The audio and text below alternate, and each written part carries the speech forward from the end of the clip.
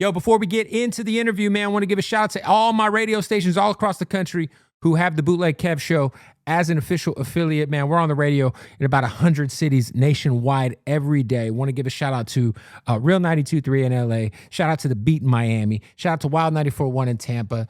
Shout out to Hot 98.3 in Tucson. Power 98.3 in Phoenix. We 102.9 in Portland. We're all over the country, so you can tap in with that radio show. If you want to know if we're on in your city, just go to bootlegkev.com. The full list of cities is there. You might hear us. Let's get into the interview. All right, man. Bootleg Kev Podcast, Bootleg Kev Show. We are here with the legend, one of the greatest of all time. I was just doing a podcast earlier today, and we were talking about the greatest producers of all time. And I had to say you, man. You one of them, dog. Thank you. Appreciate it. Yeah, JD's here. Jermaine Dupri. What's going on, man? You got this Magic City documentary? Yeah. So the Magic City documentary drops August 15th on Stars. And we was doing the Magic City documentary. I had no music go along with it. Then I got a new deal, Social Death and Hype. And I decided to do a soundtrack. And in the midst of me trying to do the soundtrack, Stars was like, we don't really do soundtracks for documentaries. And I had already got my wheels rolling, so I was just like, you know what? I'm going to just make this a Jermaine Dupri album inspired by the Magic City documentary. So on August 15th, I'm going to drop a new Jermaine Dupri album that's inspired by the documentary with a lot of, with all Atlanta artists. Life in 1472 was 98, 99? Yeah, it's 98. Now, is that, I mean, are you rapping? Are you back in are you producing? You're putting people together? Yeah, I'm just producing. Okay. Putting records together. I want to make sure that, like, one, I never did this before. I never produced half of the artists that's on the album. Right. And then, like, I ain't had a backdrop like this. So conceptually, it's just, one Jermaine Dupri album has Life in 1472 has a concept, Instructions has a concept. This one is the Magic City, doc. Right. Yeah, no, I mean, both conceptual for sure. Yeah. Do you ever go back and visit that album? Life in 1472? I bought that motherfucker from the warehouse, bro. Yeah, I was working with my man Bugs. Shout out to Bugs. Bugs from Chicago? Yeah, Bugs from Chicago. That's my dog. Yeah. I see him almost every day in Burbank. He shoots hoops and runs all day. So Bugs, me and Bugs, Bugs helped me a couple of songs on this album. And we was going through samples, and he sent me the sample of me, Brat, and Crazy Bone. And he was like, man, it's time for you to bring this back. And I'm just like, bring it back. And he's like, what made you sample that? And for him, Bugs he's a sample for sure fanatic, right? For him to ask me about a sample, it just, that's the only time we talked about it. It was crazy because I wasn't even I was just looking for records that I just, I wasn't even, I don't know what I was doing. Right. I just was trying to find stuff that I thought sounded good, right? But to see that it resonated and he brought it back to 2025, they're like, yo, we should make a record off this again. It's crazy. That's probably my favorite, like, Mariah hip hop song was the Sweetheart record. Yeah. That record was crazy. Thank you. Yo, so who are you? I know we talked a little bit about it at BT Weekend, but is the goal with this album to try to bring two generations? Because there's a lot of people who, strangely, you haven't worked with that I think a lot of people would have expected you to already have worked with, right? Yeah. Everybody on this album, for the most part, I haven't worked with. I don't have records with Quavo in my discography. T.I. Chains, right? Chains, Dro. CeeLo. Man, you name it. Big Boy, Killer Mike. I don't have records with That's so them. crazy. Yeah. I don't have records with them. Was that because in the So Def days, you guys were just like so, because you had your crew, right? Obviously you're working with Usher, you were working with Mariah later on, but the So Def days, I feel like, you were like so locked in on developing the Brat, developing Bow Wow. That was it like at that time there was so many different movements happening in Atlanta at the same time. Yeah. No, I think it's just like, one, I'm not the producer that like be trying to get on everybody's albums. I always try to produce my own artists, and I think that's really how it happens. Like a lot of producers, they always be waiting on who's I used to have this list called Who's Looking List, and producers used to be like, scrambling trying to get on niggas' albums or whatever. I've never been I never was doing that. I always, like you said, I was trying to find my own artist. So, and I always felt like, you know, the producers in Atlanta, I feel like they all good, and they artists is like,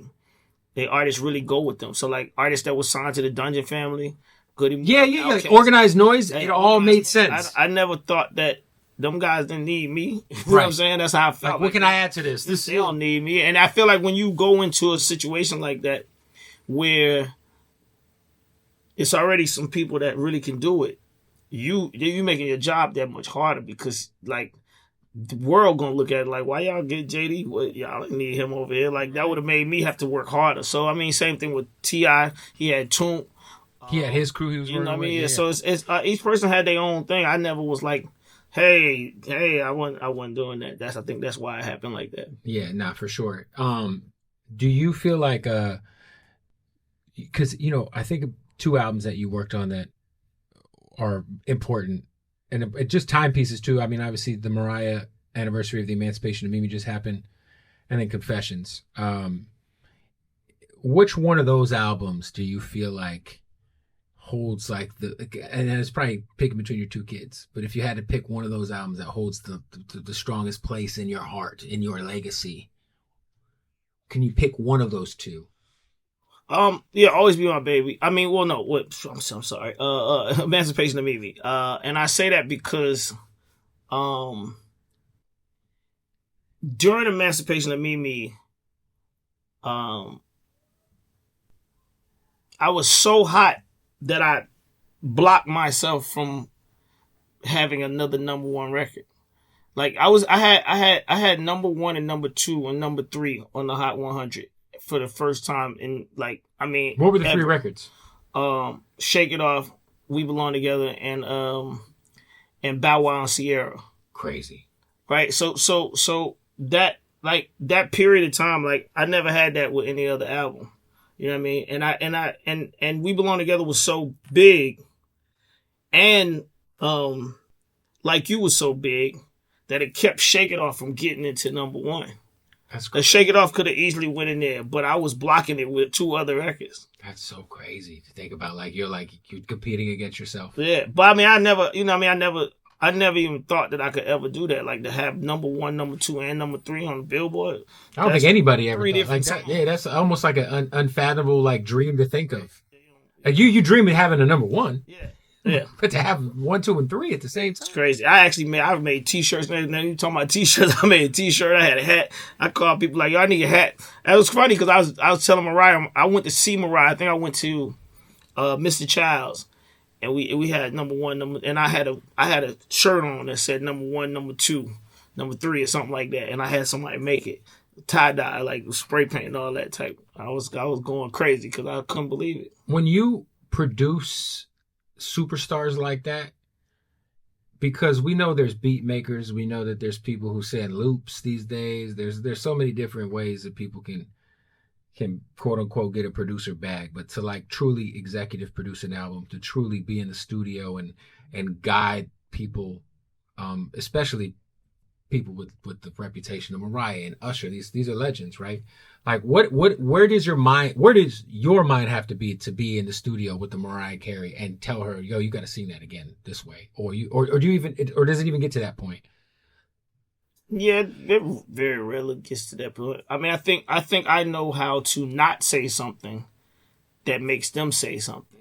You know what I mean? And I can't say I learned this, but it happened when I went in the studio with Aretha Franklin, and I guess I was so, I won't even say excited. It was Aretha Franklin. Of course. You know what I mean? So it's like I wasn't so excited I didn't want to say nothing. I was in the studio with Aretha Franklin. And what you can tell Aretha Franklin, like, you think she gonna hit a bad note?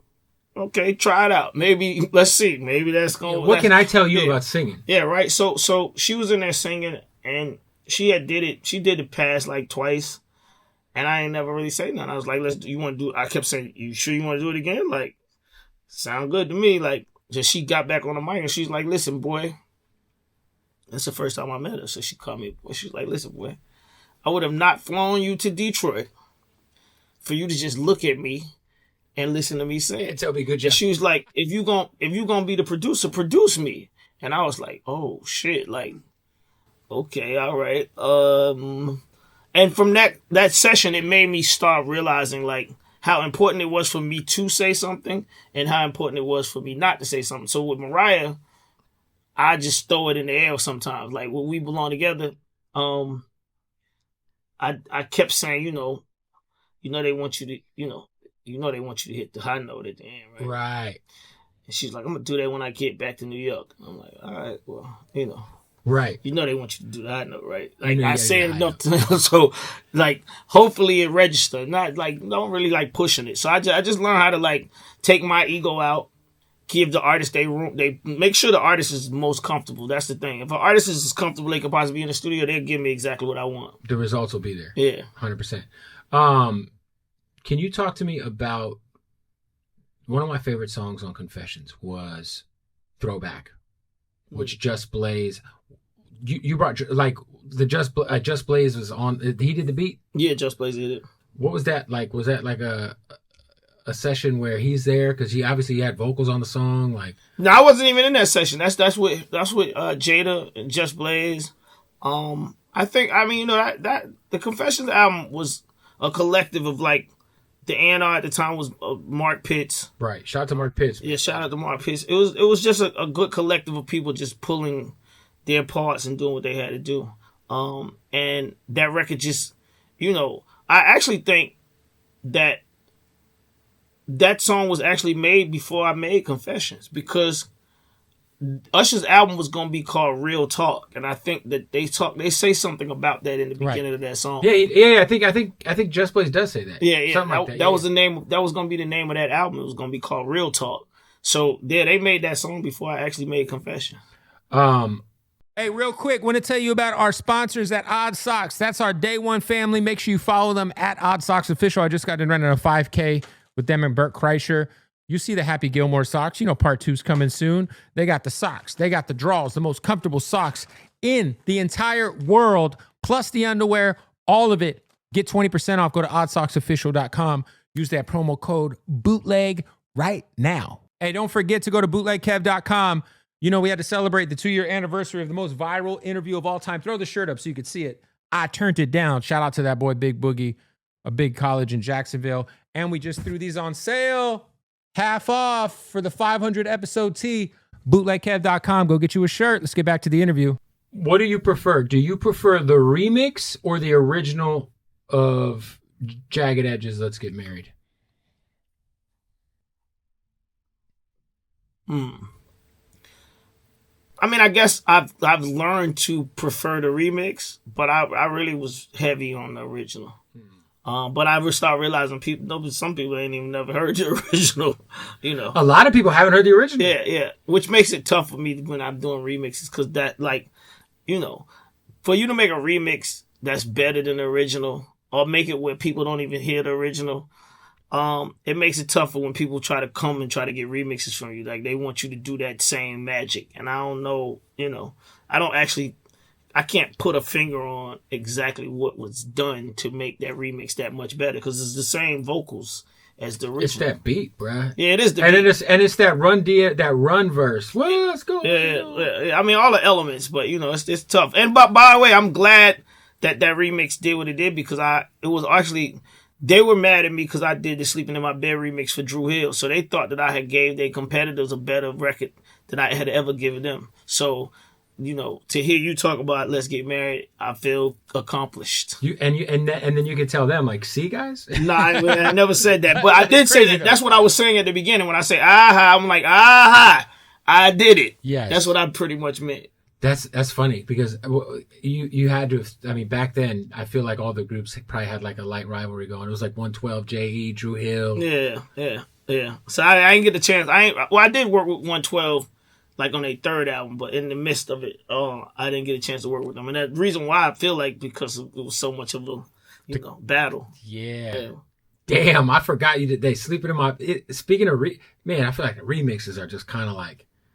I feel like it's a thing of the past. And true remixes. Like, people will get new verses, but when you turn on a remix and it's different, the beat's different, it feels like a new song. Yeah, but you know what that is? One is because a lot of people don't listen to radio. A lot of people don't understand shock value in music, period. Right? People just, and they think that remix is like, just like I said, they think that and they don't, that people not telling them what the value of a remix actually does. A remix actually used to be for you to get records in spaces that the original couldn't get you in. So if you take Dru Hill and Jagged Edge, both slow versions, they might get played like Urban AC, the R&B station. Yeah. But when I did, like, say for instance, a perfect example, when I did Let's Get Married remix, Jagged Edge was never on Power 106 in LA. Never. Not one time. When that remix came out, Jagged Edge became a Power 106 mainstay. And that song still is on the West Coast. That is a huge gold record. Yeah. I actually feel like that remix actually kind of destroyed the Jagged Edge sound mentally, because from there, Jagged started seeing a different success. Right, because they got on bigger radio stations, Power 106, KMEL, these stations, and they start calling them to do radio shows, and they start doing this. So everything out. After that, they was like, we want to make up-tempo records. And I'm like, what? So then I had to go back in the studio and so then after that, I came right back with Where the Party At with Nelly. And that was the reason that we did that was because we was trying to follow Let's Get Married. It's like, yo, we need some more of this. We got to come. Yeah. Yo, that Where the Party At, man. Yeah. Crazy. Hey, it's funny too because I just saw that J.E. was they were in LA doing press, and it's the one thing that kind of sucks about today's music landscape is it feels like groups are either they're just dead or they're just not as common because people don't want to split up the bread, and there ain't as much bread as there used to be. Well, they don't, like, people just don't kick it the same. You know what I mean? Like groups used to be like school friends, that did talent shows, and they had went through a lot of things before they ever got to the industry, so the industry couldn't break them. Now, if a group was to come together, they just gonna come together based on them watching something on TikTok. They don't have no outside workings or things that they going through. So I think that's where, that's where it's at a little bit. It's harder because the kids ain't really like outside like that, just hanging outside, kicking it. What, one of the vintage sounding R&B albums that I loved recently was the album you did with Division. I felt like you brought a sound that has been missing back. And now you're working with them officially. Yeah, I signed them. Because they left OVO. Yeah. And now they're with you. Shout out to Division. Great dudes, man. What is like, what inspires you to be like, all right, because you've broken so many artists. As an executive, you're putting together a whole new album. You got a documentary coming out. But what is it about those guys in particular that inspired you to be like, yeah, like I want to do this again. I want to work with you officially. Because they want to be responsible for putting R&B music back in a space that they felt like R&B music has been removed from. And I believe in that spirit. Like, if the only way it's gonna get back is by people that want to put it back in that space. It ain't gonna get back by a person just saying I make R&B music. Right. You gotta want to take that responsibility. You gotta want to do certain songs. You gotta want to do certain things that probably don't go with the norm of what's happening. So I'm into that. You know what I mean? It's just because I've made such big R&B records. I just feel like it's part of my duty to at least acknowledge those that want to do that. Yeah, for sure. Talk to me, because you are a part of two of the the two biggest, I would say, child hip-hop successes ever, Bow Wow and Kross. What were the difference between those two situations? Because Kross, they changed fashion for real for a sec. Like, it was like kids was really rocking clothes backwards and shit. Yeah. But then there's like Bow Wow's Mr. 106 in Park, and has a whole other like level of like stardom, like Mike, movies, all this shit. Like, what was kind of like those two individual experiences? Well, like? Kross weren't actually musicians. I found these kids and they was just kids. I actually turned them into rappers. They weren't rapping before I met them. They didn't never make a demo. They never wanted to be rappers. Bow Wow was an actual rapper. He that wanted to be rapping. He was talking, Yeah, he been rapping since he was a real like tiny kid. He's the kid on Snoop Dogg album that say, my name is Snoop. Hi, Snoop. Yeah. That's Bow Wow. And he was 6 years old on the Snoop Dogg album. So he's been, and I'm a motherfucking gangster. He's been, you know what I mean? He's been in that space since he was 6 years old. So, you know, he actually was more or less like a hip hop kid. And Kross was just like, they was made to be hip hop kids who actually became real hip hop kids, but that wasn't the bloodline that they came from. That makes sense.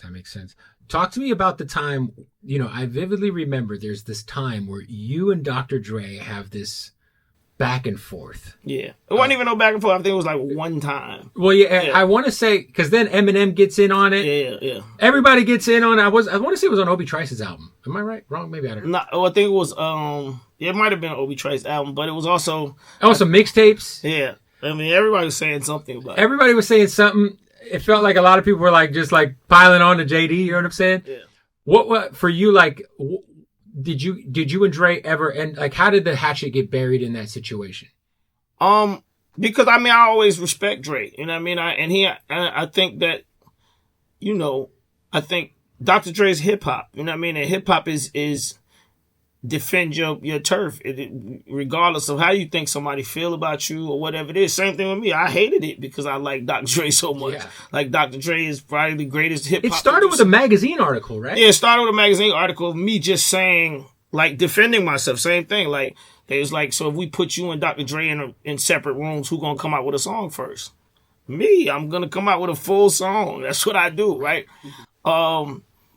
And you know, Dre didn't like that. He ain't like that I said that. I'm not this. That's not a diss, by the way. It's just what I feel like, you know. And as time went on, I think it's crazy because a lot of things I say, it be stuff that people have not started to pay attention to, right? People weren't paying attention to Snoop writing Dr. Dre raps or Eminem writing Dr. Dre raps or somebody else writing Dr. Dre. People weren't paying no attention to it. People was just like glorifying what they thought the person was. And I was trying to break this down to people back then. Like, yo, listen, I make beats. I write raps. I write songs. I'm going to go in there. If you tell me, go in there and make a song, I'm going to write the whole song. It might not be great. Right. But I'm going to finish the whole song. I'm going to record it too. I'm going to sing the hook. If it was singing hook, I'm going to scratch. I'm going to do whatever I got to do.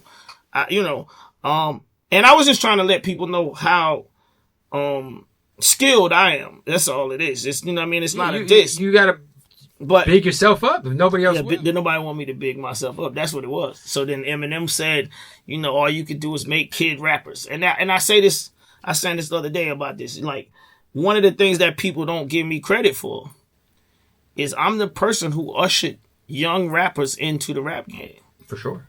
It's not really, you know, Kross' first album sold 8 million copies. Bow Wow, Beware Dog is at 4 million now. Crazy. Yeah, no, I mean, I think that not only did you know what you did, and that's the thing is you and Dre have so many similarities in terms of your trees. Yeah, but me and Dre, we you know what I mean, we had a conversation about it, and I told him, like, yo, you know, I ain't want to beef with you. I wasn't about no beef. And he know I love him. I love Dr. Dre music, everything he do. We became good friends. He let me have a party at his house one night. Did you and Eminem ever talk? No, we ain't never talk. Cause I mean, like I said, I think Eminem was just doing what crew members supposed to do, right? Sticking up for Dre. If it was gonna get ugly, Eminem was the person that was supposed to step up. He was the rap guy, right? So that's what was supposed to happen. I never really paid no attention to it. I just like, this ain't really nothing. You do realize that, like, Eminem, if I go in the studio with you, I'm gonna make a song before you. Like, I feel the same way. Yeah, from front to back. Yeah, you know what I'm saying? Like, I'm gonna make the beat. Yeah. I'm gonna do it all. Yeah, that's just how I feel. You know what I mean? Hey, gotta stop the interview. Want to give a shout out, man. The only thing we smoke, ladies and gentlemen, is Slapwoods. That's right. Make sure you follow them at Slapwoods. And you know, the reason why we smoke Slapwoods, it's literally because they slap. If you ain't smoking Slapwoods, what the fuck are you doing?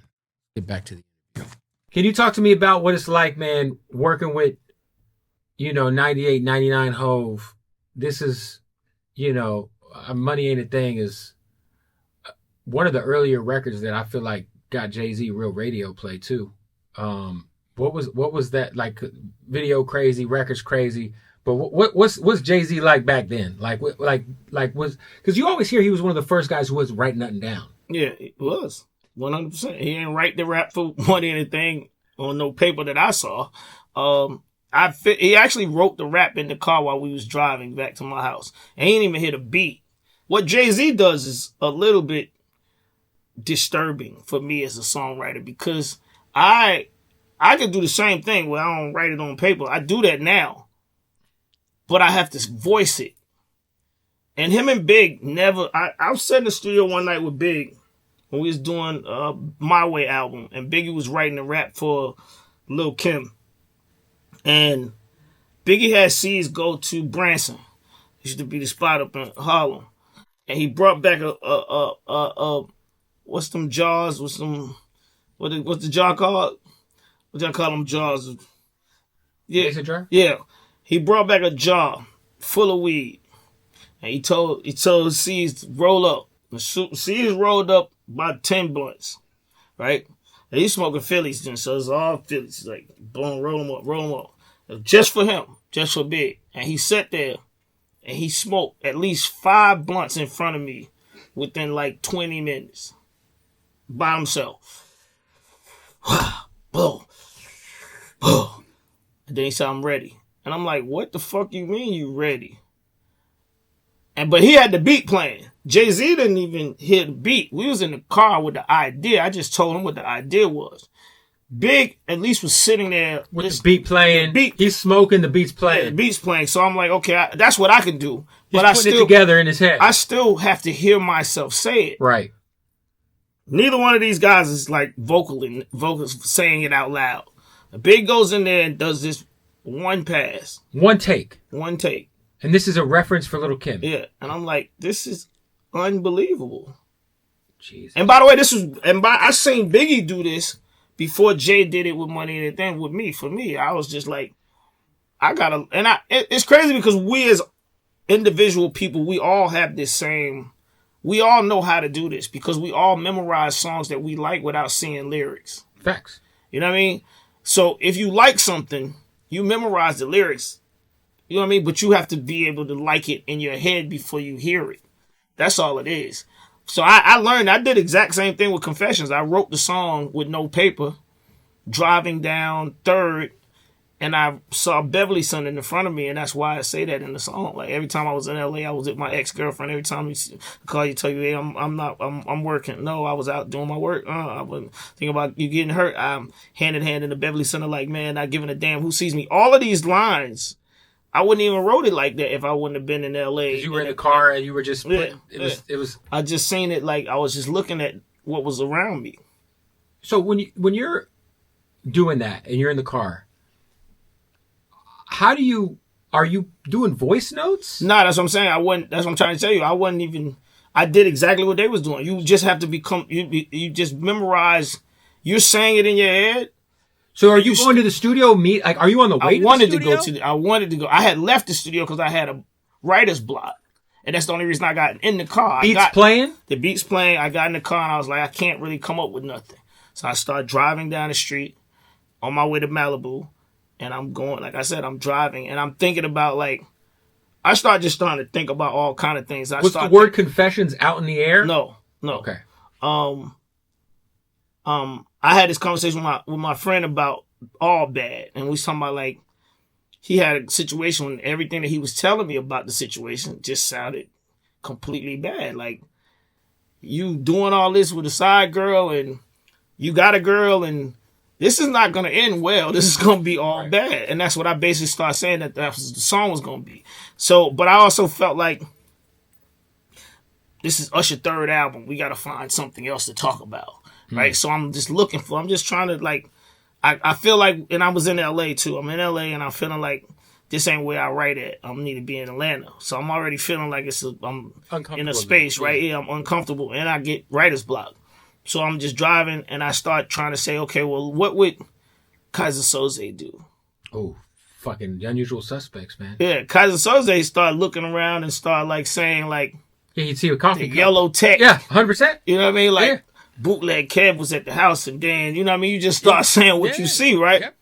And I was like, let me try this. And that's what I just started doing. I just looked at the Beverly Center, and I was like, every time I was in LA, I'm thinking about it. Kaiser Soze Confessions. Yeah. That's crazy. Yeah. It's funny because as you being the guy who writes the song, and then the narrative that comes out of the song that it's about Usher's relationship with Chili. Is that like that's crazy. It's crazy, right? Because it's like 100% like It has nothing to do with her. People still fully believe that that's the case. No, I got an argument with her about it. She thought I deliberately did this and wrote about her. I'm like, yo, this don't have nothing to do with you. Kaiser Sosa'd it while driving around LA. Yeah, Chili, but don't nobody like. By the way, me saying that, nobody wants to believe that. They all want to believe that the story was about her, and she was a character in my story writing. Right. Like she was the girl that he was talking to because that was his girlfriend. But the entire story of it was all music video didn't help, by the way. Yeah, because music that was the actress that was casted was that'll make it a little believable, right? For sure. For you, man, talk about Magic City. Shout out to Mr. Magic. Shout out to it's a cultural just milestone in hip hop, man, and I think about the careers that have been made out of that place, and just it's so much significance to what it means in a certain era of hip hop and just Atlanta in general. Why do you think was so important to help tell that story? Because like you being in LA, and I feel like one of the things that's missing from the Atlanta hip hop cloth is that the culture of Atlanta is never really talked about, right? The artist is talked about, but what happens in the city is never really talked about. And the thing that happens most in the city is strip clubs, and it's looked down upon, right? It's looked down upon like it's degrading women and this, that, and the third. So I feel like the right light hadn't been shined on it to make sure that people lose that space, right? Like even like gangbanging in LA, I feel like at some point in time, people probably thought gangbanging was the worst thing that ever happened in America. Mm-hmm. But then it became life. And it became something that you just have to deal with, and the rest of the world has to deal with it. And it is what it is. When you go to LA, it's what it is. If you go to a neighborhood, this is what's happening. It's an automatic thing for you to say, this a blood neighborhood or this a Crip neighborhood. I just wanted people to be like the same thing. Like when you come to Atlanta, don't be shy to talk about the strip clubs, because so much has happened in Blue Flame, the Gentleman's Club, Nicky's, and like Lil Nicky's is where Tupac shot the police, right? And crazy. Like, but that's the image that the club has, as opposed to like it being this. Yeah, as opposed to being a place where we would go to and have a good time. And I just feel like it's time for Atlanta has only had one movie in this whole cultural explosion, which was ATL, and ATL didn't really dive into the culture of Atlanta besides the skating ring, and that's, by the way, that's cultural as well. But we got other things that Atlanta holds on to. That's why I did Freaknik as well. Shout out to Freaknik, yeah. Yeah. What an era. It's crazy because I saw recently like didn't a girl get mad that she was in the documentary? In Freaknik? Yeah.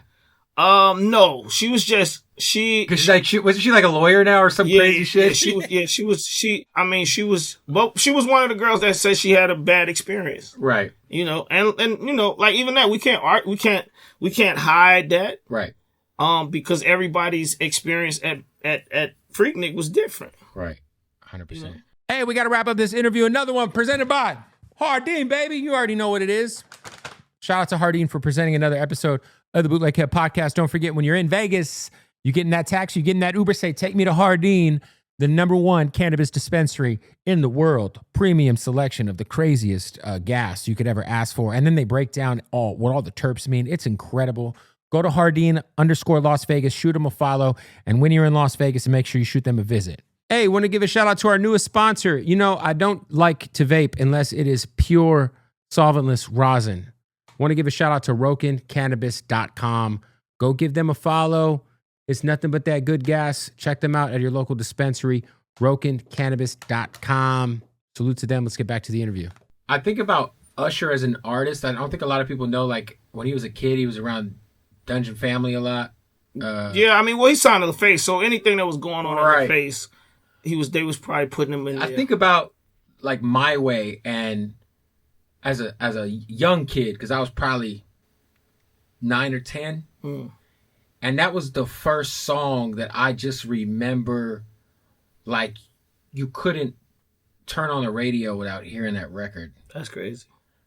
And I was in Phoenix, at KKFR in Phoenix. And I just remember that song was just like, I remember I bought the single because I couldn't afford to get the album in the single days. Did y'all have, you have any idea, man, that this relationship with you and Ush would be like?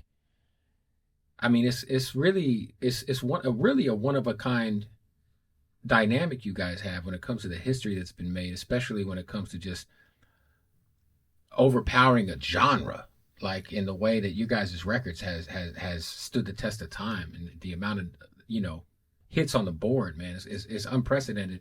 I don't feel like we've seen anything like it since, at least. Yeah, I mean, I think, when we first started working together, I wanted to be his Quincy. You know what I mean? That's what I wanted. We wanted to be Michael Jackson, Quincy Jones, Usher and JD. That was what we had in our mind. We didn't know who was gonna go there. Like, even when hearing you say My Way was getting played like that, that's the first album that I ever produced an R&B singer, male, ever. I ain't even had no experience to do it, so I didn't even know what I was doing. I just was doing it and going off my gut. Right. So to see that it was successful and hear people was playing it and all that, it's like, that still gets me excited because I didn't know what I was doing. Did you and Kriss ever work on anything? Well, I did Shorty Like Mine for Bow Wow. But that's it. That's about it. Yeah. Was that something that just, for whatever reason, just... Because I feel like you and Chris Brown, fuck, man. It feels like the kind of collaboration that's like 20 years overdue at this point. Yeah, I mean, for a minute there, I stayed away from being in that space because I'm very competitive and I'm very true to my artists. And I felt like, him and Usher was, they had a little competition. They had their little competition. So there's the hypothetical verses that always gets thrown out there. Always out there. So I'm just like, the thing that Kriss don't have that Usher got is me. You know what I mean? And you still feel that way? Yeah, 100%. So, but I'm past the point of like how I felt about not working with him. I would work with Kriss now and give Chris Brown his own space. Would you have to get the green light from Usher? Would you ask him like, hey, no, do you mind? No. I mean, I'm sure it might be something, but I'm saying I wouldn't even go into that space because, like I said, I know what records I give Usher. We done did this enough where I know what Usher sounds is. I would have to find what Jermaine Dupri, Chris Brown record sound like. I wouldn't give Chris Brown an Usher song. Right. That wouldn't be my goal. That makes sense. It makes sense. Talk to me. What's the collaboration on this Magic City project that you're most excited about? That you were most excited to make happen? The idea of me putting new and older artists on a record together, and it being accepted, because that breaks the monotony of people acting like this person ain't relevant. And I actually think that kills that word. Because relevancy in rap and hip hop is only based on who you paying attention to, right? I be seeing people say, Jermaine Dupri, he not relevant. Okay, Money Long record was on the radio more than anybody else record last year. So what does that mean for me, right? And that's just because you wasn't paying no attention to it and you ain't hear me talk on the record. So you ain't... Yeah, you didn't hear yourself on... Yeah, because I think most people in their head, they think of JD as like, you're going to say your shit. Yeah, that's what I'm saying. So if that's what I'm saying, relevance comes from you paying attention to it. And I feel like that's where, it's gotten blown out of proportion in hip-hop because people just use it like, you ain't even relevant. And that means like... I feel like there's certain people that are always relevant. Yeah, I think you're one of those people. I think Snoop's one of those people. I don't give a fuck what nobody says. Always relevant. Snoop Dogg will be relevant until he's in the dirt. You know what I'm saying? And that's what I'm saying. Relevant ultimately is just you being in the mix. It ain't got to do with like, you know what I mean? So I think that, I feel like that's the thing that I'm really excited about, because me asking the artist to be on these records, I haven't had anyone yet be like, man, I don't want to do no song with that person. I'm actually asking the artist who they want on this, like, who would they want to be. You got Belly Gang on the album? Yeah. He's dope, man. Yeah. He's tough. Yeah. Yo, the days of, I think of yourself. I think we talked Just Blaze a little bit. He would talk on records. Obviously, I mean, Diddy, Swiss Beats. Those days are gone. It's all about the producer tag now. Yeah. What like, it's interesting because Metro Boomin is so big that tag, like, he don't gotta. But I miss the days where you would like know the producer's voice. Like, Yeah. I'd be like, oh shit, it's a JD record. This shit's crazy. Yeah, and I stopped doing it because I got bored. Like, you won't bust that out at all? No, I've been doing it a lot, but like I got bored. Like I get tired of hearing. I get tired of even saying it. Y'all know what this is. Like even on this album right now, I'm producing every song, and every artist that come in there, they like, yo, I know it ain't no hit till you put that. Y'all know what this is. And I'm sitting over there, like, I wasn't gonna do it on this song. Right. And if I don't do it on their song, they feel like I ain't trying to break their song. I'm trying to break somebody else's song. So it's just like, it just gets annoying to me after a while. Who was in the thought process of being on Welcome to Atlanta that didn't make it? That you were like, yo, who are some of the names that were getting floated around? Like just Outkast. Just Outkast. Yeah. Just Outkast. And did that almost happen? No. Well, yeah, but it wasn't Welcome to Atlanta. I didn't have Welcome to Atlanta until I watched Ludacris video and did the same thing, the Kaiser Soze thing again. Because Ludacris is upside down in his video, and there's a floor mat under him that says Welcome to Atlanta, and he's rapping under there. So I saw the floor mat, and I saw Ludacris, and I was like, that's the song. I need to do it. And I called him, and I told him that, and then it just automatically happened. That's fucking crazy. Kaiser Soze. Is that like a big... Like that's my favorite. That's one of my favorite movies. It's one of the best ever. I just feel like that's like, to write a movie like that, and then I start doing. You start using that as a method. And I start using it as a method of life. Period. It's just crazy. Yeah. So when is everything coming out? August 15th. It's supposed to be movie. The documentary. The documentary definitely drops August 15th. I'm trying to get these records, get all the records done and make sure that happens on that date. If it don't, it's because, I didn't get everybody I wanted, and I can't put out the record without me getting everybody I want.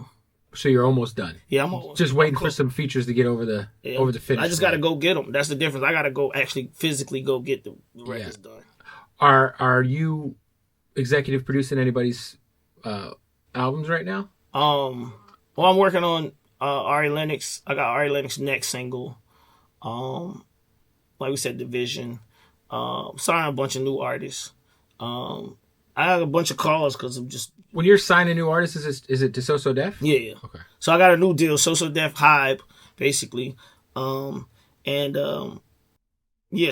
signing new artists. I'm doing, still doing what I do. Man, shout out to So Def. Yeah. I think I told you this at BT Funktify is one of my favorite albums ever. Female Snoop Dogg. Yeah. Y'all nailed that. That was like the female Doggy Style, bro. Yeah. And she's from the Midwest. Yeah. And you're from Atlanta. Yeah. But y'all nailed the sound. Like, it's crazy because people... I was talking about that yesterday. I think that people just connected so many different things to it because Funktified was actually not George Clinton. It's Between the Sheets. But we replayed it. So it made it sound keyboardish, right? And Draynham was using keyboards, so I think that people just connected the two. But it wasn't like Between the Sheets is the same record that Big Papa is, but it don't sound funked out like Funktified. So yeah, there it is, man. But look, August 15th, the documentary's out. Yeah. Shout out to Magic City, and then hopefully the album will be. It's coming. It's coming. We got. I just shot the new video. Magic City Money, and the single actually drops. The new single will drop next Friday. Who's on it? J Money, Sean Paul from the Young Bloods. Never heard a weak Sean Paul verse in my life. Burna B and Bankroll 9. Fire. Yeah. Last question: your thoughts on producers using artificial intelligence? There's this controversy with Timbaland going on right now. Is it like, what are your thoughts on the AI thing, and is it anything that you would use? I don't even think about it because I feel like it's like it creates a laziness to me. You know what I mean? If you're gonna rely on somebody else to make your beats, it almost go back to like what we was talking about with the Dr. Dre conversation. I'm gonna feel like how I felt back then. Like anybody that do that, I'm not gonna be like, you can't battle me with no AI. Yeah, it's just man. It just feels like.